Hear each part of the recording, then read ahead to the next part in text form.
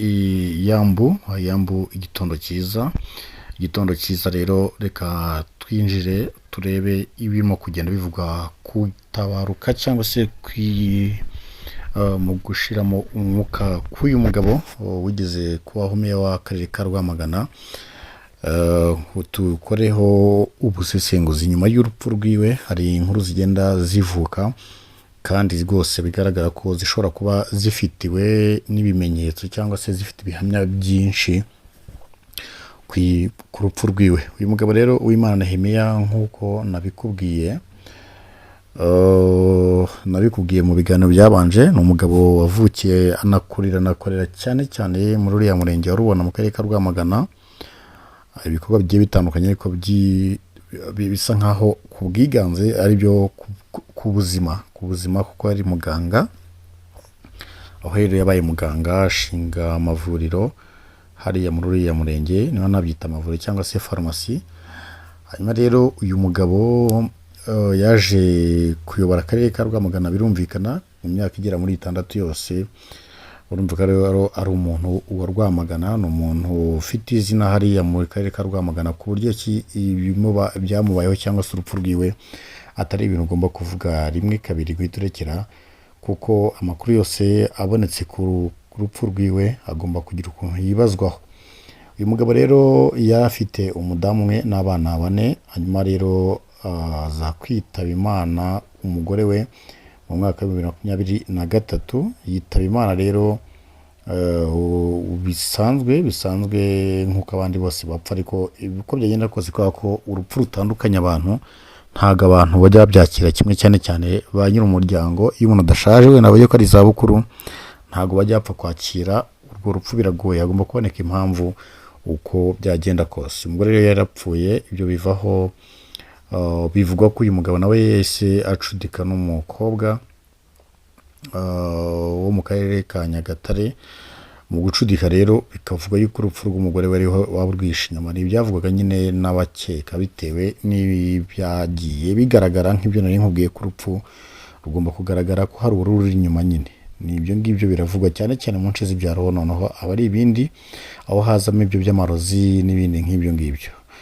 Uwimana rero Nehemiya yaje gushaka undi mugore ari wo mukobwa, barasezerana barabana mu karere ka Rwamagana nyine.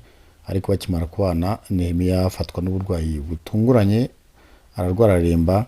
Ariko kimwe kirahinduka igihamya cyane cyangwa se bibiri, ni ukuntu uyu mugore yamuhishe mu nzu ubwo yararwaye, akamwimana kugera ku rwego yanga n'abaza kumusura ko bamubona. Icyo ni kimwe mu bihamya. Twe ntabwo turi urukiko, ariko ibyo abantu bavuga ibyo mukabisesengura ukumva ukuri kwabyo niba koko ariko. Kabiri ni ukuntu yamaze kumenya ko umugabo warembye ari mu bitaro i Kanombe, nubwo ntarakwinjira mu cyo yararwaye, ariko akaza gusahura farumasi zari ziri i Rubona, aho uwo mugabo yakoraga ibikorwa byo gutanga imiti ku baturage nyine. Buriya kenshi farumasi ndetse n'ibintu by'imyemerere cyangwa se amadini ntabwo bikunze kwitwa ko ari ibiharanira inyungu, aba ari ibintu byo gufasha sosiyete bitewe nawe uko ubyita. Nyuma rero aje kuyisahura, abangamirwa na murumuna w'uwo Nehemiya, arabyanga rwose, aravuga ati nta kintu ugomba gukora ahangaha kuko hasezeranye ivangamutungo muhahano. Iyi miti rero, izi farumasi nize yari afite na mbere hose, tegereza abanza akireye, hanyuma namara gukira azaza avuge niba ko akwiye kwimura izi farumasi ziwe zikajyaho mwumvikanyeho.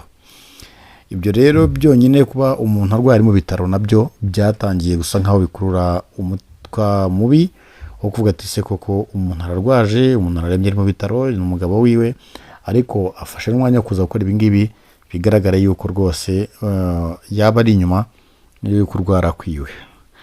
Nehemiya rero yaje kwitaba Imana, akaba azashyingurwa ku wa gatanu, kuri wa gatanu akaba azashyingurwa i Rubona nk'uko bitangazwa nabo mu muryango wiwe.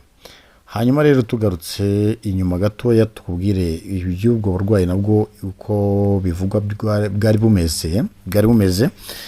Bivuga yuko uyu mugabo yari asanzwe arwara indwara ya diabete nk'uko bivugwa, hanyuma rero aza kurwara, araririmba arwarira mu nzu yari kumwe n'uwo mugeni we, aho arembye rero aza kugira akabyimba ku kaguru, akabyimba karakomeza kaza kuvamo kanseri. Umugore rero yanga kumurekura, ariko aho abana be baje kubimenyera nyine biciye ngo mu butumwa bugufi yandikiye murumuna we, baza kumugeraho bigoranye, ariko bamugeraho, bamujyana kwa muganga i Kanombe, bafata umwanzuro wo guca akaguru baragaca. Bamaze kugaca ariko nibo ntibyakuraho yuko akomeza kubyimba, abyimba n'ahandi hose yagiye hasigaye, birangiye yarashize mu mwuka ku itariki 2. Uyu mugabo rero birumvikana abamuzi cyane bavuga ko rwose ari umugabo mwiza.